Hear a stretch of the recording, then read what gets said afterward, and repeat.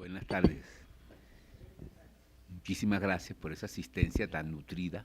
Me parece un homenaje, pues, realmente al maestro Espinosa, y eso me gratifica muchísimo. No esperaba que hubiese tantas personas, y eso es muy grato. Y muy agradecido yo con la biblioteca, con su director, con su equipo, por esta invitación a celebrar la memoria de Germán Espinosa y de pronto a decir algunas cosas sobre la tejedora. Me decía el director que lo que más nos interesaba hoy, más que una conferencia así con grandes marcos de interpretación, era buscarnos muchos lectores. Es decir, si alguno todavía no se ha leído La Tejedora, lo ideal sería que alguien se la leyese hoy o tuviera ganas de hacerlo, ¿no?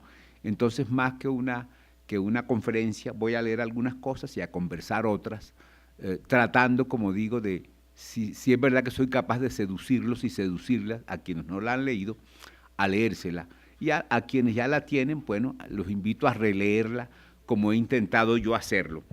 Ya decía el presentador algo muy importante, y creo que solo a nivel así, pues en general, de cotidiano, ya los colombianos vamos sabiendo que sin duda La Tejedora de Coronas ha conformado y conforma un otro canon, un nuevo canon de la literatura colombiana, que precisamente corre paralelo a Macondo, pero ya no es Macondo, es otra propuesta. Entonces, como no tengo tanto tiempo, no voy a hablar sino de La Tejedora. Me parece que en muchos libros está muy bien apuntalado la importancia de Germán Espinosa como novelista, como cuentista, como ensayista, como periodista, como poeta. Es decir, si uno suma todo eso, allá hay un punto de referencia, es como si fuese Espinosa, digo yo, un significante de la cultura colombiana que cada vez se va colmando en la medida en que lo vamos conociendo. Pero bueno, ese universo sin duda accede a la historia de manera problemática, deja salir cosas que estaban reprimidas, y sobre todo propicia una forma de conocimiento diferente por el tipo de entramado, de lo que quiero hablar en La Tejedora, que a mí me sedujo desde la primera lectura. Es decir, estamos ante un hombre que trabaja la composición. Es decir, la novela para Espinosa es un artefacto de cultura, un artefacto de pensamiento y por supuesto que un artefacto estético. Quisiera empezar pues a conversar, y algunas cosas las tuve que anotar para no perderme, porque yo soy muy hablador, entonces no quisiera que eso me pasara mucho. Voy a tratar de que no.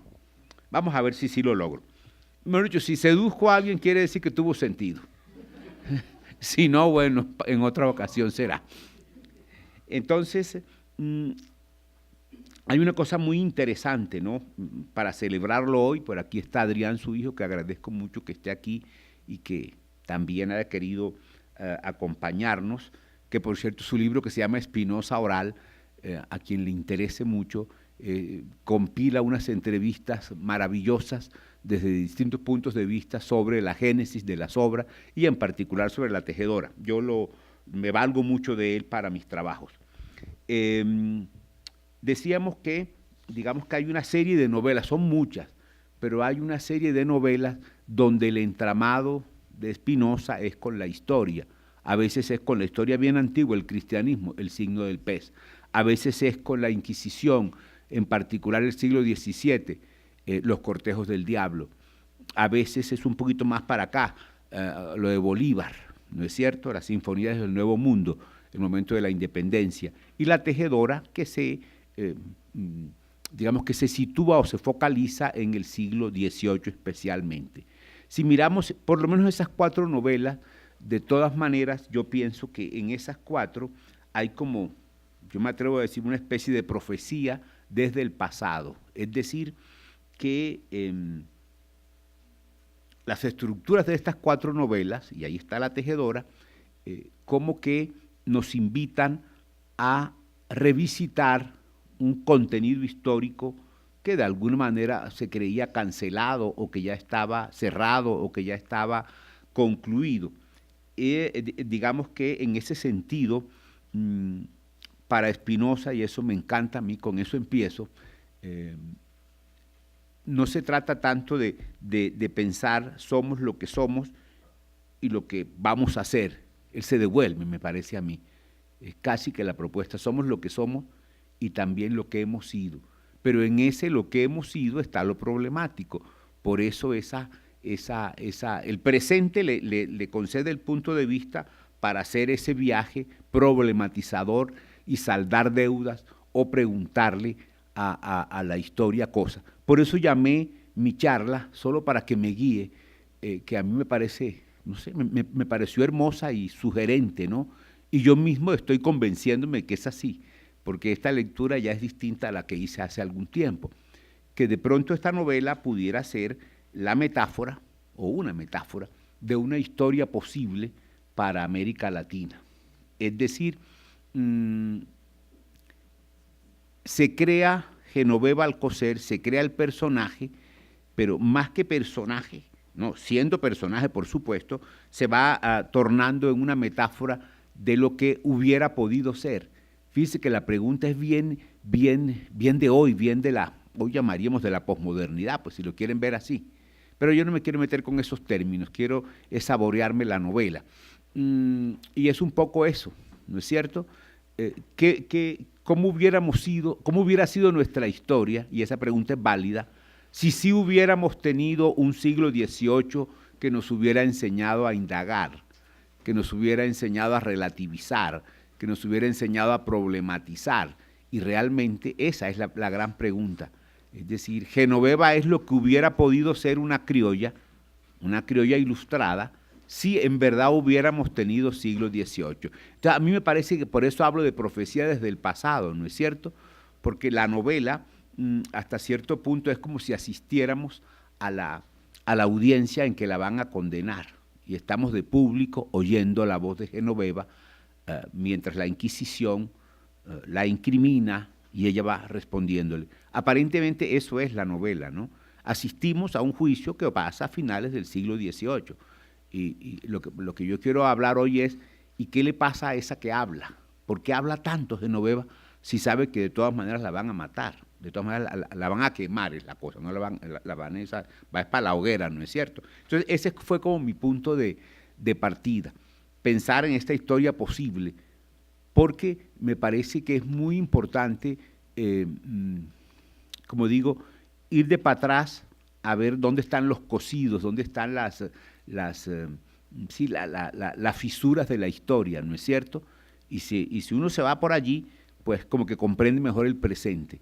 Es decir, mientras Genoveva está enfrentada a la Inquisición, su autor de Carne y Hueso está a finales del siglo XX preguntándose por eso. Es decir, que ese, de todas maneras, es la contemporaneidad la que le confiere el punto de vista, digamos, literario o la perspectiva de visión a Spinoza.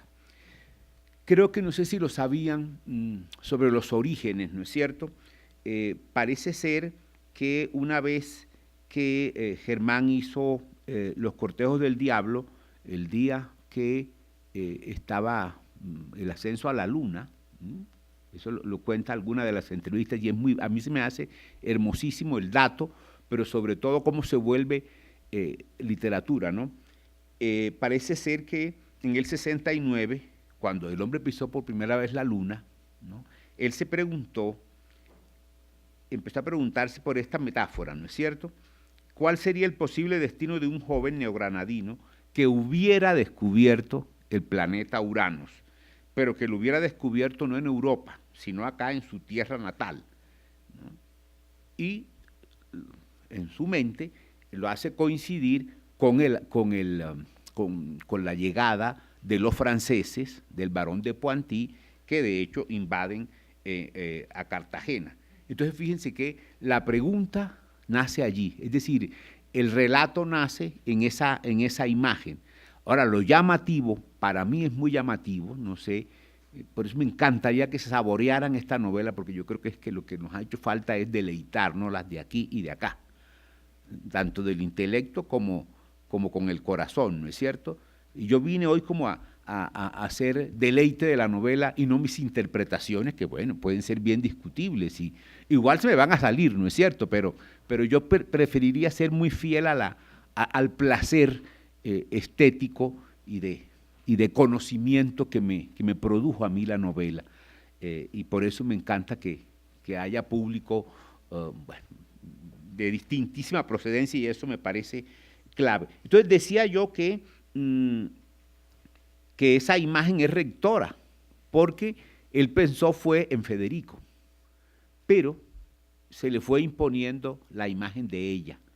Es decir, ¿por qué se le prestó más para la metáfora esta abarcadora la imagen de Genoveva que la de Federico?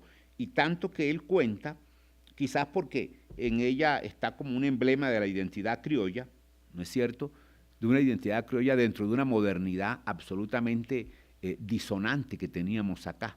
O sea, imaginarse esta criolla erudita, conocedora, ¿no es cierto?, bueno, que viaja a Europa, que conoce a Voltaire, que conoce las ideas de la Ilustración, que conversa con muchos de los ilustrados, pero que también los problematiza y los cuestiona. No solamente ella va a acceder al conocimiento, ella también es capaz, una vez que obtiene categoría, de hacerles preguntas. No es que se trague entero Genoveva eso. Y a mí eso me pareció lo más interesante. Me llama la atención que esa imagen se demoró haciéndola 12 años, 4 versiones que desembocan en lo que conocemos de 1982. Ya saben que después de eso la UNESCO la declara Patrimonio de la Humanidad y demás. Entonces, bueno, yo sí es verdad que me gusta mucho el barroco y tuviera una lectura de eso, pero la voy a dejar quieta. Voy a ser fiel a lo que dije. No voy a meterme con el manierismo, ni con el barroco, ni esas cosas. Empiezo así, ¿no es cierto? Que este universo, hablo de entramados y de péndulo, para que no se les olvide, es como así, como si la novela fuera esto. Y uno puede quedar suspendido a la derecha o a la izquierda, o equilibrarse peligrosamente en el péndulo, ¿no es cierto? Que me parece que es lo que Genoveva intentó hacer, mantenerse en ese péndulo entre Europa y Cartagena, entre la sabiduría de la Ilustración y la brujería también, porque acuérdense que hay un doble de ella en la cárcel, que es la bruja de San Antero, ¿no?, que parecería ser, pero ya verán qué pasa con eso. Entonces, digo que este universo parte de 2 núcleos que suceden en la Cartagena de finales del siglo XVII. Miren, uno real y otro inventado. El asalto a la ciudad por el barón de Poitiers, que eso es así, eso es un dato, eso es histórico, ¿no es cierto? Y el descubrimiento de un planeta que hace Federico Goltar, que es el novio joven de Genoveva, ¿no? Y ella lo que hace en la novela es narrarnos su vida desde la perspectiva de sus casi 100 años, cuando está siendo juzgada por el Tribunal de la Inquisición. Encontraba yo esta mañana que esa imagen es hermosísima y prometedora, porque hay un cuento de Espinosa en convento, historia de un convento frente al mar, donde también una anciana está recordando la vida. Y fíjense que Genoveva tiene 90 años más o menos cuando la van a juzgar. Y ella está contando eso se llama la noticia de un convento frente al mar. Lo de la anciana que fue muy rebelde, pero que ya al final está resignada. Genoveva, en cambio, evocarse le transforma en una forma de conocimiento a la anciana Genoveva, que viene y acaba de hacer olímpicamente un acto de amor hermosísimo con Apolo Bolongongo en una isla del Caribe ya de 90 años, que me parece otra metáfora de un poder que se las dejo para quien no lo haya leído. A mí se me hace de los episodios más bellos que hay en la narrativa colombiana. Pero también creo que hay otro cuento que se llama La fábula del juez Melesio y la bella inocente, donde también una joven hermosa de 17 años es violada por un juez español, como Genoveva fue violada por los franceses. Fíjense qué interesante. Y la protagonista del cuento acompaña al ejército revolucionario durante el sitio de Cartagena de 1821. Y Genoveva siempre va a estar mirándose en el espejo y recordando su cuerpo recién violado por el barón de Pointy y por los franceses en general. O sea que lo que trato de decir es que descubrí yo, me encantó hacer eso, que los dos motivos ya están antes, es decir, como si los hubiera ido trabajando. Por eso mi entusiasmo por volver al texto, ¿no? a la literatura misma. Entonces, ella lo narra así, ella salta de una imagen a otra en un elaborado sistema de asociaciones.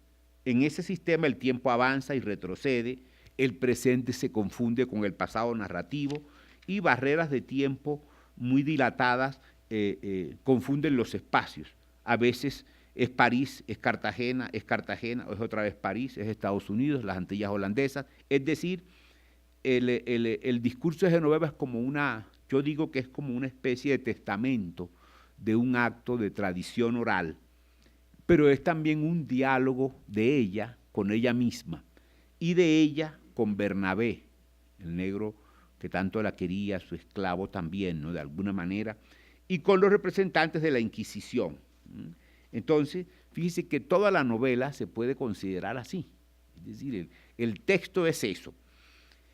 Me parece que además la composición, por eso hablo de péndulo, el entramado para mí semeja a un péndulo que se mece así. ¿Por qué digo que es un péndulo? Porque se despliega o oscila entre Europa y Cartagena, entre razón e instinto, entre logia y brujería, entre Federico, su amado Federico, que ya va a viajar y saber cómo investiga, ¿no? Las razones por las cuales Federico murió. Ese es el motivo fundamental por el cual ella viaja después a Europa, a España y a Francia. Oscuridad de las colonias españolas y claridad racional de la Europa ilustrada. Entonces, es como unas bisagras que hay en todo el texto y eso hace que la novela sea densa de leer, ¿no es cierto? Que uno de pronto se va como acostumbrando y es una experiencia estética maravillosa de simultaneidad de tiempos. Entonces uno está en París y está en la Bastilla y está en Cartagena, y está en un salón también de París y está de pronto en la casa de los Alcocer. Genoveva está jovencita o está vieja, está en las Antillas o está enseñándole algo a una negrita cuando vuelve viejita a ver cómo hace para transformar el atraso en que estábamos, porque esa es un poco la idea. Entonces, otra cosa que descubrí que me parece muy bella y que no la quiero valorar, solamente describir antes de entrar en mi tema, porque me parece que eso puede ser para mí fue un elemento seductor de lectura. O sea, una lectura que te hace tener placer, pero que también te hace tener conocimiento. Es decir, es una forma de conocimiento que te va implicando los sentidos, la memoria, en fin. Entonces, digo que esto me parece que la oscilación es maravillosa y ahí está el sentido, en la misma composición. En su ir y venir entre Europa y América, la voz de Genoveva, fíjense bien, suele percibir París desde las categorías que ella aprendió del siglo de las luces y pone entre paréntesis su punto de vista de mestiza. O siente a Cartagena desde las honduras de su identidad criolla, olvidando el saber que aprendió en el viejo mundo.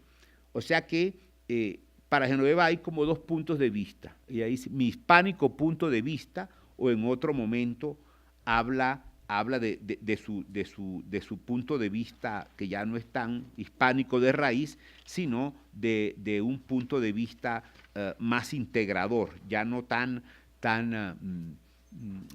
de tradición hispánica, ¿no es cierto? Y yo lo tengo así, que me encantó eso. Cuando el objeto narrativo, la que está hablando es ella, no se les olvide, es Cartagena, el espacio colonial o la España de la Inquisición, su visión se despliega desde categorías eruditas, filosóficas o racionalistas. En cambio, cuando el objeto narrativo se centra en París o en la Europa ilustrada del siglo XVIII, su visión se abre paso entre actitudes instintivas, emotivas o afectivas. Tengo muchos ejemplos, pero pero lo quiero dejar allí, solamente para decirles que eso se va cruzando, ¿no es cierto? Es decir, la Genoveva que es ilustrada es capaz también de devolverse y de hacerle preguntas a la ilustración. Y la Genoveva criolla que llora, que carga luto, que cree en supersticiones, también tiene un punto de vista que no le parece menor que el otro. Ella trata yo digo que Genoveva hasta cierto punto es un poco así como Goya, ¿no es cierto? Hasta cierto punto es como Goya. ¿Por qué digo yo eso? También era un artista del siglo XVIII, un artista, porque la búsqueda de plenitud de Genoveva se debate entre un apego a la racionalidad y una entrega sin reservas a los designios de la vida. Pero no olviden que es que ella potencia, eso tampoco lo había leído yo antes, el pensamiento del filósofo Spinoza. Conocer es hacer y hacer es conocer. Y así pone en juego todas las pasiones. Es decir que el péndulo no se cruza, porque ella mira con distintas categorías a Europa y nos mira con distintas categorías a nosotros mismos. Y se vale de una o de otro aprendizaje. Dentro de eso, precisamente, hay unos motivos muy bellos de mucha rancia estirpe simbólica que le sirve a quien no ha leído la novela y a quien la ha leído para que lo vuelva a seguir. Son como unos motivos que juntan los dos espacios, ¿no es cierto? Son tres parejas de motivos. Y me parece que esos motivos articulan la vida y las inquietudes de Genoveva o le otorgan significado simbólico a la búsqueda que ella realiza. ¿Cuáles son? El planeta verde y la invasión francesa. Eso es recurrente, aquí o acá. Si está en Europa se acuerda, si está acá también. La otra pareja que es muy bella, la luna de abril y el horóscopo. Y la bruja y la contemplación en el espejo. Esto sí, son dos paginitas que yo las resumí para que no se pierdan, porque la memoria no me daba, ¿no? Si no lo apuntaba. La primera pareja de motivos, es decir, el planeta verde, que es el planeta que Federico descubre con un viejo telescopio, él cree que lo descubre y que lo llama el planeta de Genoveva, ¿no? Que después sabemos que se corresponde con Uranos, el descubrimiento de Urano. Y Germán Espinosa aprovecha el dato histórico pero es para crear esta metáfora de aprendiz de científico de un criollo. Entonces, esta primera pareja emblematiza la polaridad eros y logos, es decir, búsqueda del placer y del saber, que caracteriza a Genoveva. Ese relatico, yo le llamo el microrrelato del puñetero planeta verde, así dice ella, descubierto por Federico, no solo conserva viva su memoria, sino que se constituye en activador narrativo del deseo de ciencia y de conocimiento que lo anima. El joven astrónomo, después de estudiar clandestinamente el heliocentrismo de Copérnico, señala que bajo el signo de ese planeta, cito, estarían favorecidos los descubrimientos, las ideas revolucionarias, mal aspectado su reino no sería precisamente de tranquilidad. Federico, al designar el planeta con el mismo nombre de la amada, porque se lo regala a ella, le revela su destino de tejedora, pero que ya es de saberes, tanto de los criollos, es como si ella, a mí me parece bellísima la imagen, o será que estoy yo muy enloquecido con mis cosas cordobesas de la trenza, puede ser. Pero no, ahí dice tejedora, yo hice como me enseñaron a mí a hacer lecturas microsemánticas, eso es lo que estoy tratando de hacer. Entonces, no me lo inventé yo, eso está allí, porque ella dice tejedora de saberes, yo digo, ¿pero de cuáles? De los criollos, que ella los tiene, y los entreteje con los europeos, ¿no? Y que ella relativiza a cada momento. Entonces, fíjense bien, el simbolismo mitológico del planeta proyecta su significado. Uranos es el nombre científico con que se conoce el planeta verde a fines del siglo XVIII. Y Uranos, averiguaba yo, demora 7 años para atravesar el signo del zodíaco. Y 7 es el número cabalístico con que los miembros de la logia masónica a la que pertenece Genoveva definen el perfeccionamiento individual. No me parece tan gratuito, ¿no? O sea, hay toda una cosa buscada, me parece a mí, obviamente muy erudita, por eso es que yo digo que la novela es muy hija del manierismo, porque predomina la erudición, pero esa erudición la mayoría de las veces se vuelve sustancia narrativa. Entonces, eso por un lado. Por otro lado, el planeta se encuentra 19 veces más lejos del Sol que la Tierra, y 19 son los capítulos de la tejedora. Asimismo, en la concepción griega, Uranos es el fecundador de Gea a través de Eros, gran fuerza creadora, de donde proceden las demás divinidades. Su doble dimensión, que es lo que quería destacarle, masculino-femenina, se emblematiza en Afrodita y en Atenea respectivamente. Recuerden que Afrodita nace del semen de su padre Uranos cuando él fue castrado por Cronos. Y Afrodita nace directamente, Atenea nace directamente del cerebro de Zeus para simbolizar quizás sí el origen mismo del saber. Es decir, Genoveva está dibujada, está diseñada como una doble guerrera, o así la quiero ver yo hoy, no, la quiero yo ver, no, es que está así en el texto, sino que yo no la había visto tan así. Guerrera del saber como Atenea, pero también guerrera del amor como Afrodita. O sea, cuerpo y logos, eso es quizá para mí el encantamiento que tiene este personaje. De allí la importancia de la invasión francesa, que entre otras cosas viola a Genoveva.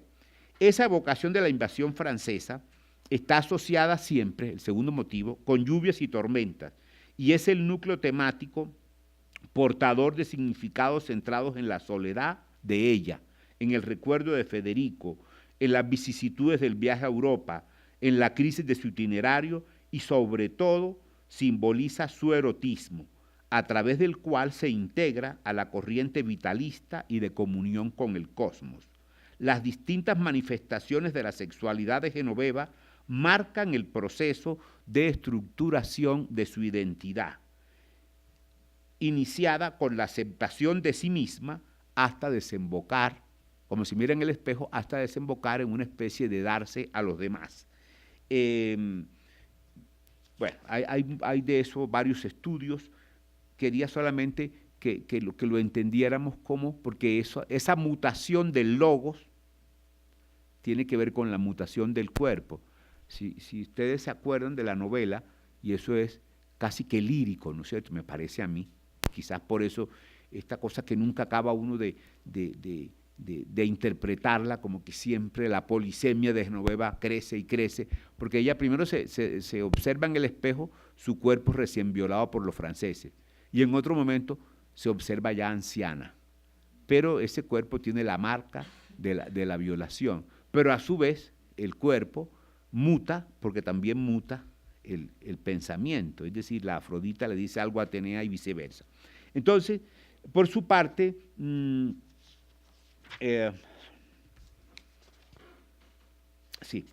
la presencia de la luna de abril también me parece otro motivo más lírico que cualquier otra cosa, ¿no es cierto? Y es definitivo en la novela. Es otra constante en la vida de la protagonista, que desliza el presagio de malos augurios o se vuelve indicio de su destino. Desde el comienzo aparece, dice la novela, su luz mortecina. Luego presencia el encierro de Genoveva, la luna, la noche anterior al asalto. La despierta angustiada frente a Marie, la niñita, o la acompaña a decirle el último adiós a Francia. Aunque en las cultas ensoñaciones de Genoveva, la luna se relaciona en la novela con la mitología egipcia, griega, etrusca, chipia, es sobre todo, dice ella, la que alumbró a mi Federico en el Mirador y la luna de abril de mis congojas. Tan ubicua es la presencia de la luna que su significado se bifurca continuamente. Al tiempo que expresa el deseo frustrado de Federico para acceder al conocimiento y la tentativa fallida de Genoveva para continuar su búsqueda, también sugiere la vitalidad, el erotismo o el espacio sensual del Caribe. Asimismo, las continuas referencias que la novela hace al horóscopo encarnan la imagen misma del destino de Genoveva, vaticinado por Boulainvilliers, quien la previene de las lunas de abril y de la posibilidad de morir ajusticiada. Bueno, habría otros elementos, pero quiero pasar a lo de la bruja. Esa imagen me parece a mí que hay que subrayarla, porque es como si la novela creara una nueva semántica de un significado ya conocido, de brujería. Es decir, ¿por qué digo que se vincula semánticamente con el destino de ella? La madre de Mari la acusa de bruja Alcocer, y repetidas veces María Rosa le grita bruja apestosa, 7 veces. Como tal se ve a sí misma al contemplarse en un espejo quiteño, y durante la prisión en Francia siente que su semblante se ha marchitado, dice ella, hasta asemejarse al de una bruja de verdad. Esto es cita de la novela. Al final de su vida, ambiguamente identificada con la bruja de San Antero, es consciente de que gracias a ella, no solo, comillas, se le abrieron las puertas del conocimiento, sino que las fuerzas instintivas y telúricas del mundo criollo pudieron confrontar el signo de las luces. En consecuencia, el intenso simbolismo de esta imagen rebasa la mera referencia anecdótica. La brujería es aquí en la novela otra forma de poesía. Por eso los brujos, es decir, los poetas, ella, Federico y todos los que traspasan barreras son brujos porque fundan utopías o instauran nuevas visiones. Hay sin duda aquí una idea romántica del gran romanticismo inserta en la construcción de este motivo, digo yo. Y finalmente, la que a mí me gusta más es la contemplación en el espejo. Me parece el motivo más casi que cinematográfico, es hermosísimo en la novela. Resulta una imagen envolvente que marca toda la identidad de Genoveva. Su efecto estético de largo alcance hace confluir en una nueva temporalidad la historia americana y la historia europea del siglo XVIII. Como imagen, ahí sí, de gran estirpe barroca, permite el juego de apariencias y la coexistencia de contrarios, porque Genoveva, al mirarse en el espejo, ve lo otro de sí misma, digo yo, lo otro que la constituye desde la cultura europea, pero también al mirarse ve la construcción que ella está haciendo de una historia posible, de una historia otra. Bueno, entonces me parece que estas parejas de motivos me hicieron recordar mucho la fascinación de Spinoza, que lo estamos celebrando por Lezama Lima, la fascinación de Spinoza por el barroco. Él tiene muchos artículos, muchos ensayos hermosísimos, y me parece que aquí como que se cumple, porque resulta que, digamos, el espejo nos revela o nos refracta la imagen de Genoveva fragmentada entre aprendiz de científica y bruja de San Antero, entre saber e instinto. Pero esa fragmentación, digo yo, que es plutónica, porque eso entraña el espacio de lo heterogéneo. No es, es decir, entraña una obsesión por buscar la totalidad. ¿Cómo hacemos para que los contrarios se pervivan, ¿no es cierto?, y se junten? Y yo creo que esa es una de las obsesiones de la novela, y yo la vería en otras novelas también del maestro Spinoza. Y esa obsesión parecería a mí que está prendida en el barroco, pero que él la vierte pues para poder explicarse y crear estos simbolismos grandiosos. Es decir, ella representa el cuerpo cultural latinoamericano, ¿no es cierto? Y entonces tiene que reconocerse en sus mutaciones, tiene que reconocerse en sus metamorfosis permanentes. Bien, entonces, espérense a ver cómo estoy de tiempo. ¿Cuánto hace? ¿Tengo como 20 minutos más? Bueno, entonces me tocó hacer clase, ya no puedo leer más. Me tocó clase, porque esto es, pero es cierto que es muy sugestivo, ¿no es cierto? La idea del péndulo oscilante, que me encantaría que no se les olvidara y que ojalá lo disfrutaran, y verán cómo ese péndulo tiene otro poco de pliegues que de pronto yo no dije, ¿no es cierto? Pero lo que quiero es la mirada oblicua. Me parece que es lo que falta, que leamos eso más en la novela.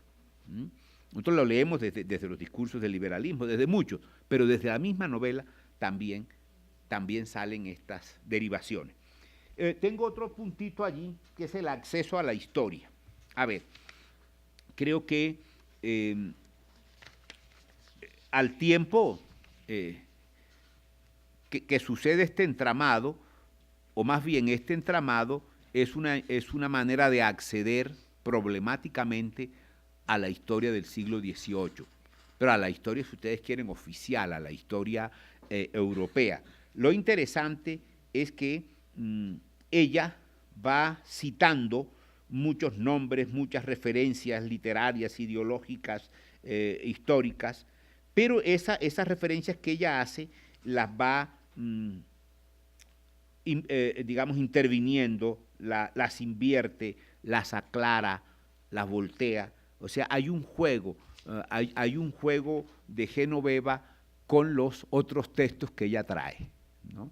A veces uno siente que está ante una bióloga, a veces uno siente que está ante una gran politóloga, a veces uno siente que está ante una gran científica. Incluso yo tengo por ahí un trabajo, pero creo que sería muy denso hacerlo hoy, dónde está Voltaire y qué es lo que le enseña a Voltaire, dónde está Newton y qué es lo que le enseña Newton a Genoveva, y ese tipo de cosas. Pero voy a quedarme solamente con la imagen de Cartagena.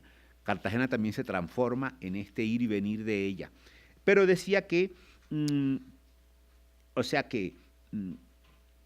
esos, como, para usar el término técnico, esos intertextos, ese tejido de textos, vienen de muchas disciplinas, ¿no es cierto? Y casi que alguno ha dicho, y con mucha razón, que la intertextualidad sería otro tema fundamental de Spinoza en esta novela. La literatura como un diálogo eterno de muchos textos que se rozan, se tropiezan, se combaten o a veces se armonizan, ¿no es cierto? De todas maneras, dentro de ese acceso, yo destaco tres cosas. Primero, la filosofía de Spinoza, que ella la sigue. Luego, y Voltaire sigue a Spinoza. Entonces, por eso, además con la metáfora de que ella es la amante de Voltaire, ¿no es cierto? La criolla que no sabía nada, la indiana, seduce a Voltaire, pero no solamente lo seduce con el cuerpo, sino que le hace preguntas y también lo increpa. Eso, me parece que ese parlamento hay que leerlo mucho, con muchos cuidados, porque trae cosas novedosas. Y el surgimiento de los paradigmas nuevos con Newton, pero me interesa porque es muy largo, ¿verdad? Leer más bien como el acceso es ver cómo cambia Cartagena. Yo no me daba cuenta de eso. Cartagena no es la misma. Uno cree que es la misma, pero no es la misma, porque es casi un siglo. Genoveva se va y vuelve, y la Cartagena, o Cartagena, no la había visto yo tampoco así, también muta. Es decir, no solamente es mutante la identidad de ella, sino que la percepción de Cartagena y Cartagena misma, la novela deja ver cómo cambian usos, cómo cambian costumbres. Bueno, aquí tengo todos los tratados que Germán Spinoza la hace leer a ella, el de ética, el tratado político de Spinoza, en fin, eso decía yo que vamos a dejarlo quieto por ahora. Y más bien el Cándido de Voltaire, lo de Newton, ¿no? Es más Newton y no tanto Descartes, pero casi nos vamos para la filosofía y yo quiero irme al placer estético ahora. Y que me gusta mucho eso, ¿no? Lo de Cartagena. Entonces, dice que, digo yo aquí, que también me parece una cosa que yo no había visto antes, o en otras lecturas, me había quedado entusiasmado con otros temas, los intersticios narrativos de la tejedora permiten percibir la evolución de Cartagena, que de ciudad hidalga se transforma en criolla, con la respectiva movilidad histórica de las mentalidades que la conforman. El carácter, digo yo, ontológico del ser y epistemológico del conocimiento del viaje de Genoveva a Europa marca un antes y un después de la ciudad, metaforizados, ese antes y ese después, en las mutaciones del cuerpo y del intelecto de la protagonista, cuya violación se identifica, como he dicho, con el asalto de los franceses a Cartagena en 1697. La perpetuación precaria del modelo cortesano peninsular en la historia de Cartagena a finales del 17 y a inicios del 18 reproduce el decoro las actitudes señoriales y el carácter formalista del colonizador, encarnados en las cabezas de las familias Goltar y Alcocer, la del novio y la de ella. Su superioridad de hidalgo se evidencia en su inclinación al estudio, herencia que en manos de generaciones posteriores, la de Genoveva y la de Federico, determina el nacimiento de una nueva clase desestabilizadora de la sociedad tradicional y portadora incipiente de aperturas mentales y de progreso material. Poco a poco, las figuras fundacionales de la Cartagena hidalga avanzan hacia una sociedad mercantil a través de alianzas comerciales y los jóvenes más informados y mejor formados se alejan de dogma, se abren al conocimiento e inician cambios ideológicos, políticos, científicos y sociales. Es decir, no me parece, esto por qué lo quería señalar, porque algunos piensan que ahí hay un hueco en la metáfora, que Genoveva amaneció de pronto ilustrada. No, es que ya ellos sabían cosas, ellos estaban acá, pero leían y conversaban y tenían instrumentos científicos. Es decir, no es que amaneció Genoveva ya de aprendiz de científica, había un proceso. Y tan así que ella piensa que Federico también es un aprendiz de científico y él es el que tiene el telescopio. Entonces, me parece que esa tensión entre Europa y Cartagena permite percepciones confrontadas. De una parte, la tensión social entre hidalgos y criollos y las hibridaciones culturales ocurridas entre un cristianismo ortodoxo y unas religiosidades paganas. De otra, las resistencias ocultas en el interior de la estructura clasista de Cartagena, hidalgos, gobernantes e inquisidores frente a pequeños comerciantes, gentes del común, mercaderes y esclavos. Los recorridos topográficos por la ciudad no solo reproducen dichos poderes, sino los lentos cambios que se están gestando. Pensando que podría haber cartageneros, les traje un datico aquí en esta charla. El puerto y el fuerte de Santa Cruz, el castillo de San Felipe y el edificio de la aduana, Getsemaní y el convento de Santa Clara, la catedral frente a la casa de la Inquisición, en fin, la plaza de los Agüeyes, las caseronas blancas con balcones y techos de artesa en contraste con largas cuadras de casas bajas y oscuras. En este sentido, me parece a mí que la vivencia de la ciudad colonial en la Tejedora reproduce la movilidad que va de la cohesión política, social y religiosa, sobre todo en lo que se refiere a la sociedad aristocrática, usufructuaria principal de bienes y servicios, a la sugestiva noción de cambio manifiesta en la crítica al dogmatismo institucional.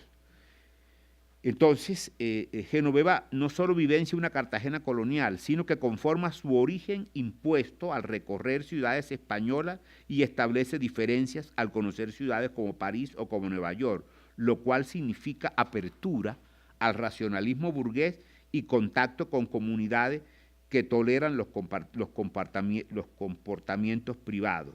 Si bien la Cartagena que la condena a fines del 18 parece ser la misma que dejó, su identidad psíquica de criolla ilustrada, este era el punto, refracta en el espejo de su vida la metamorfosis lenta pero liberadora de su cuerpo, que simboliza a su vez el difícil cambio de mentalidades en la sociedad criolla, todavía habitada por restos de temores y reverencias provenientes de las fundaciones hidalgas y del poder inquisitorial. Entonces, creo que el punto último que quiero tocar, eso me parece que está muy claro, ¿no es cierto?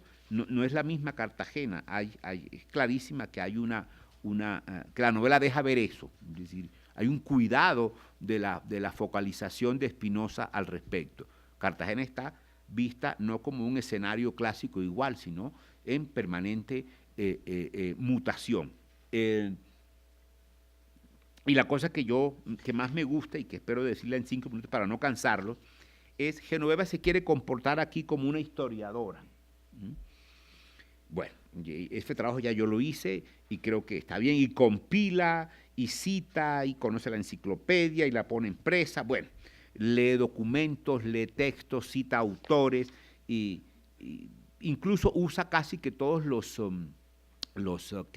elementos lingüísticos de un discurso historiográfico muy riguroso, ¿no es cierto?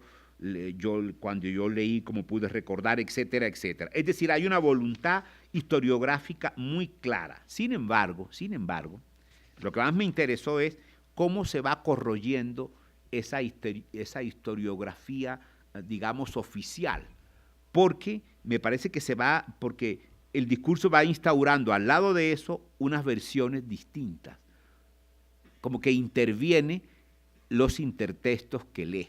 Y Genoveva es capaz de retejer eso de otra manera, y ahí es donde uno encuentra futuros posibles, otras alternativas que hubiéramos podido tener, y como que ahí es donde podemos imaginarnos qué hubiera sido de nosotros, o cómo hubiera sido nuestro desenvolvimiento histórico, que quizás es la pregunta que se hizo el maestro, ¿no es cierto?, a finales del siglo XX, cuando hizo la novela. Es decir, ¿qué hubiera pasado si tenemos Genovevas, si tenemos Federicos? Porque por supuesto que, por eso es la metáfora de la historia posible. Entonces, es decir, Genoveva se adhiere a los discursos, pero al mismo tiempo los va poniendo entre comillas. Ella pone entre comillas el discurso oficial de la historia europea de la Ilustración. Entonces ella supone cosas, siente, le parece, imagina, es decir, se apropia de las voces que cita, extrapola los pensamientos, confronta ideas o simplemente imagina otras.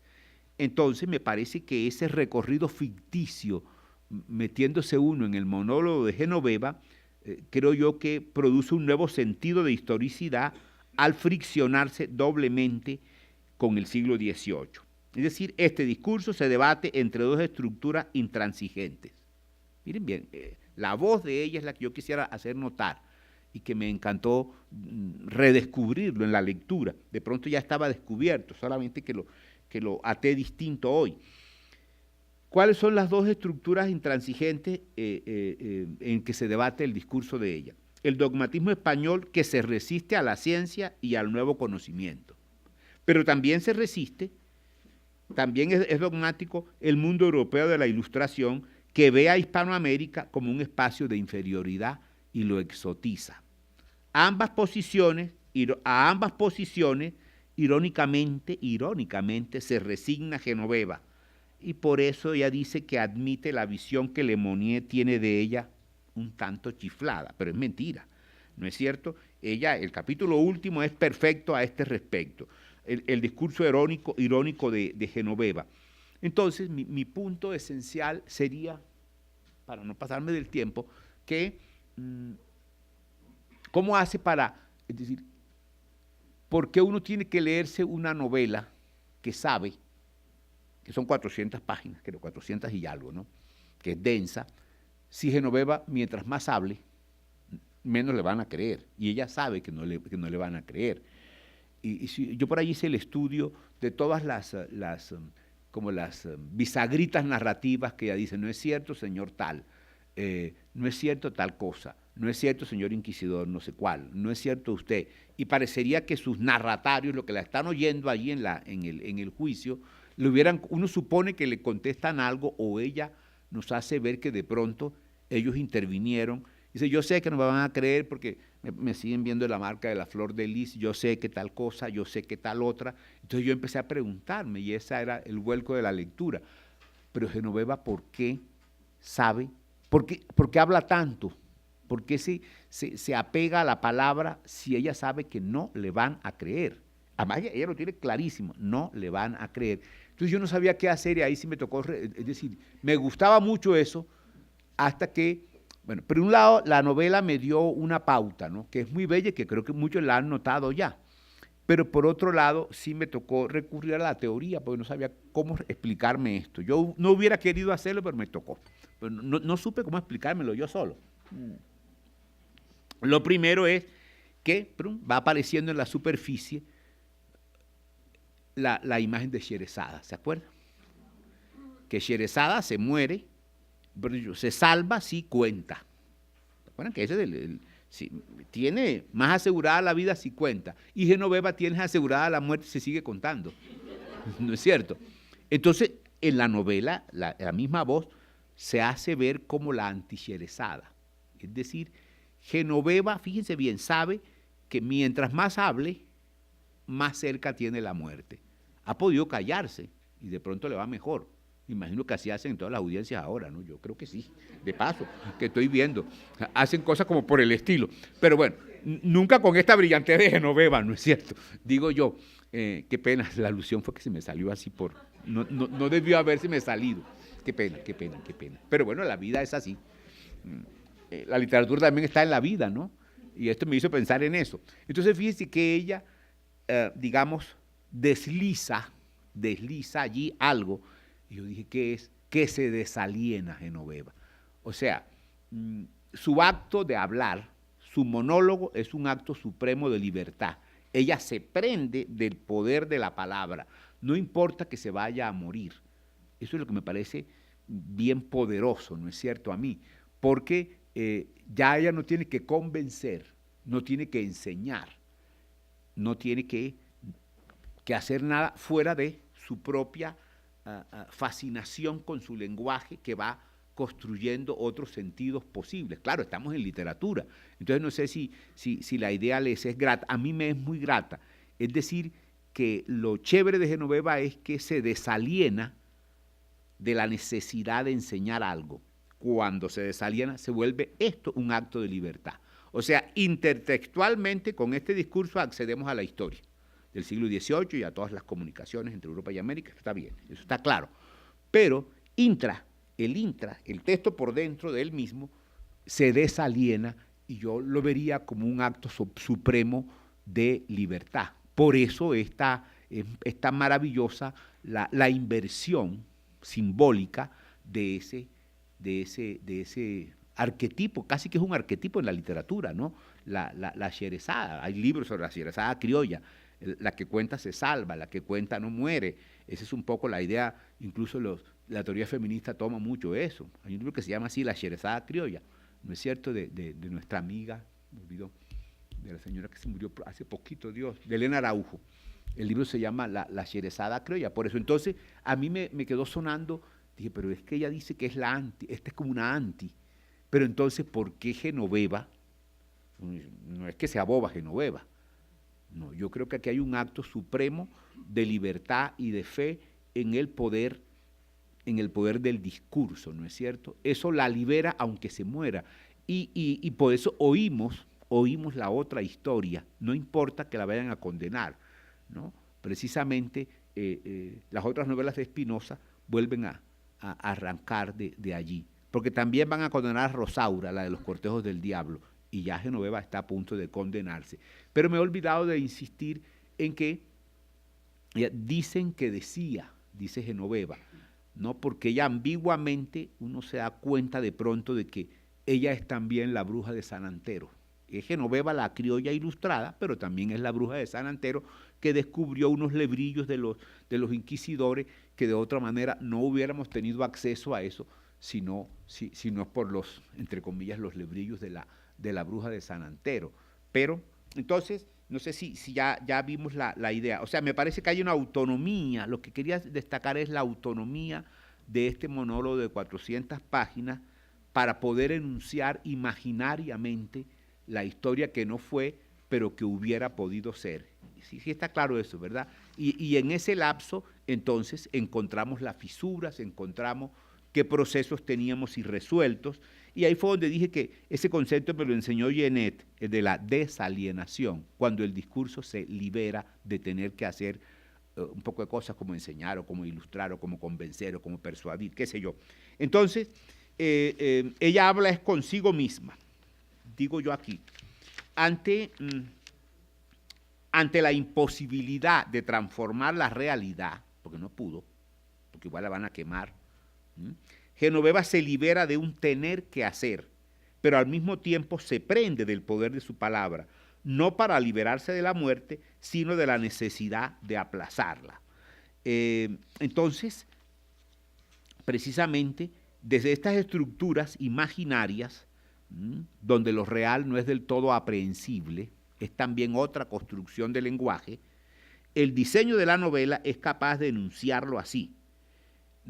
Por un lado, está el discurso del autor, vamos a llamarlo el autor implícito, no Germán Espinosa de carne y hueso, sino el que está en sus elecciones narrativas, en sus puntos de vista, qué sé yo, y el de la narradora. O sea, esa fricción entre el autor implícito que está situado a finales del siglo XX y Genoveva que está hablando en el siglo XVIII es la polifonía, me parece a mí, fundamental de la novela.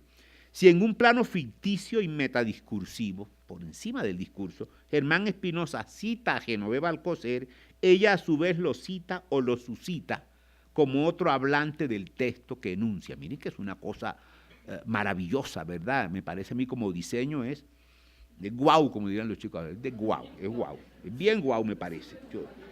Para mí es bien guau, sí, ahora sí me gustó la palabra, es guau, porque yo creo que piensen que nos entendimos, eso es, yo creo que es eso. Entonces, en efecto, mientras la intensidad enunciativa de la narradora, la voz, oscilación, instinto, razón, ensoñaciones líricas, se apropia de discursos ajenos y los vuelve suyos. Esa intensidad libera su discurso de la exigencia de veracidad y le confiere carácter autónomo. Su voluntad historiográfica y la inscripción que hace de tantos intertextos no remiten subyacentemente al discurso ahí sí de Germán Espinosa. Se genera así un flujo y reflujo constante entre las esferas intra, adentro del texto, y extra, afuera. Desde un punto de vista intratextual, aquí está el punto, el monólogo se constituye en un acto supremo de libertad. Desde un punto de vista extratextual, la novela se convierte en forma de conocimiento y acceso a la historia universal del siglo XVIII y a la elaboración criolla de la misma. Entonces, si es verdad que yo creo que sí, que el péndulo, vuelvo al comienzo, la constante tensión verdad-ilusión, memoria y profecía, como quieran verla, o verdad, ilusión, o memoria y profecía, que anima el desarrollo de la novela, hace que seres reales vivan destinos imaginarios. Ahí me parece, ahí estaba la apuesta de Espinosa. Voltaire, es un ser real, pero vive un destino imaginario. El barón de Pointí, pues el que vino por los franceses, o Sancho Jiménez, de esto hay trabajos. Pero fíjense, por un lado, hace que seres reales vivan destinos imaginarios, y que seres imaginarios, Genoveva Alcocer, la bruja de San Antero o Federico, se transformen en metáforas de un posible destino histórico nuestro, venciendo de esta manera la dictadura del tiempo e instaurando la ilusión de un mundo posible como otra forma de conocimiento. Por eso, el mes de abril de 1679, en que el barón de Pointí realiza la toma de Cartagena, es el mismo mes en que Federico Goltár, después de revisar las cartas de Copérnico, descubre el astro verdoso en el firmamento de su querido Caribe. Eso era. Mil gracias.